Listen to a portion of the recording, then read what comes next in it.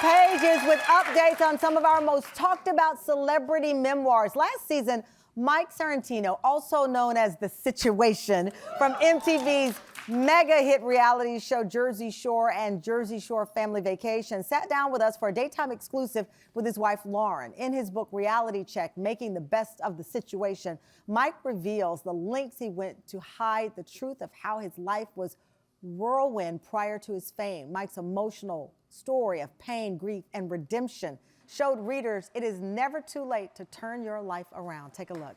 For you, a lot of this started, as you wrote, when you were 19 years old. Mm-hmm. You wrote in the book, I remember about using Percocet at 19, before the show had ever started. You said, I remember thinking, wow, I've never felt like this before. Imagine feeling like this all the time. I loved it. I wanted more, again, always. I had no knowledge about the dangers of prescription pills.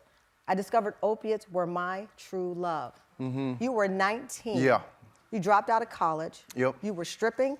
Stripping, yeah, and a drug dealer. And a drug dealer. And a drug dealer, yeah. All before the show ever started. Yeah. What was going on in your home? You know, I always wonder, I'm a mom now, I'm thinking, you know, my parents provided an amazing home. I just was always very mischievous. I always pushed the envelope on every single thing, you know? So in the book, you talk about at the height of the success. You say Jersey Shore was the most watched show in MTV history. Mm-hmm. Episodes rivaling viewership of major network shows. Our rating bonuses were regularly $500,000. Not bad for a young Guido from Staten Island. So it did lead to a life of excess. It did. I was just happy that I wasn't drug dealing anymore, to be honest with you. But that lack of knowledge of self still led me in that same trajectory, if you think about it. Because if you're drug dealing, most likely the options or the end results are going to be prison or jail. Right. Right? So I got away from that, okay? And I was in TV, and because of the lack of knowledge of self, I still ended up in prison. In prison, yeah. You served federal prison time for tax evasion, 5 years. Of the investigation, you said, I was in the zone for probation and community service, and with no priors and all the challenges I had made in my life, that was the outcome we all expected. Mm-hmm. You ended up on TV and famous. Mm-hmm. The 19-year-old kid who was selling drugs still found himself locked up. Yep, the black sheep still found himself locked up, yep. It was a tough, That's your prison card. Oh, definitely, yep. Ironically, I'll have to say that, you know, I did turn my L's into lessons, and prison continued to make me a better man. But before I went to prison, I was already sober. Yeah. I was already on the right road. I was sober about 2.5 or 3 years already. I was speaking at high schools and colleges. I was working at rehabs.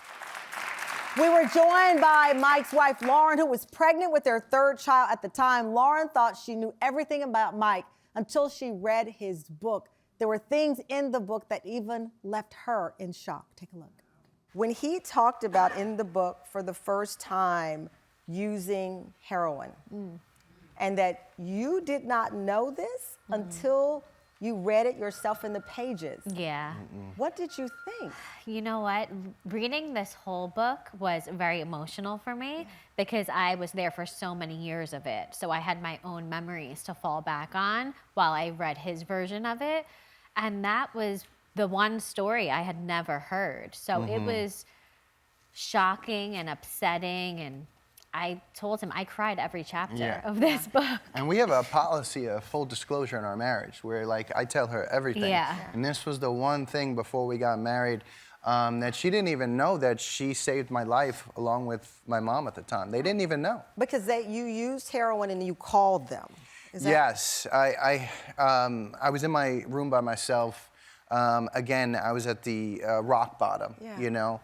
I had lost the millions in the Ferraris, and I was on pre-trial. I had no money left, and I was depressed. I wanted to get out of that feeling. So I had this heroin in my hand, and I tried it. And the devil on my shoulder was like, why don't you try a little bit more? And I was like, okay, maybe I'll try a little bit more. But as I went in to try that little bit more, and one hand was the heroin. The phone's ringing and it says mom on it. And I was like, how can you reconcile mom on one hand and the devil on the other? Yes.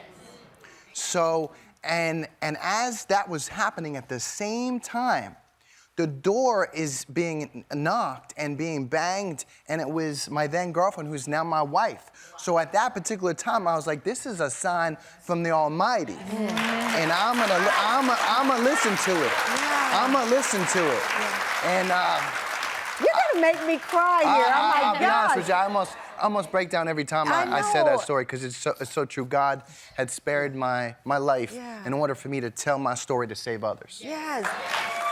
Since then, Mike and Lauren welcomed their third child, Luna, who joins big sister Mia and big brother Romeo. And that's not all, Tam Fam. We are happy to say this past December, Mike, we love you, by the way, Mike, celebrated his 9th year of sobriety and is now opening his own treatment and rehab center in New Jersey. It's called Archangel Centers, to help others on their road to recovery. Mike is giving the Tam family a sneak peek of what Archangel has to offer. Take a look. Right here is the first ever Archangels Centers, and we are proud to give you guys the first tour. Follow me. We're in the middle of construction right now. Here is the reception. On my left, we're going to be walking into offices for some of the Archangel employees. Right next to us, a craft room or art therapy, as well as a kitchenette. Over here, outside access, where we're going to be having picnic tables for everyone. We are currently installing the elevator right now. As we walk into this big open space, such beautiful natural light for meetings, for events, a rec room, and to share your experience, strength, and hope. That's the end of the tour. Thanks to Tamron Hall and the Tam Fam. And don't forget, guys, the comeback is always greater than the setback. Mike, we are so proud of the work you are doing to inspire and help others. We want to see you back here on this couch. We'll be right back. Coming up, Grammy-winning Latin artist Chiqui's on her superstar mother, Jenny Rivera, and how she carved her own path. She knew I wanted to sing, and she was going to support me. But when she passed, I said, you know what, this is the time that I gotta go for it. Her incredible success and journey in the spotlight, next.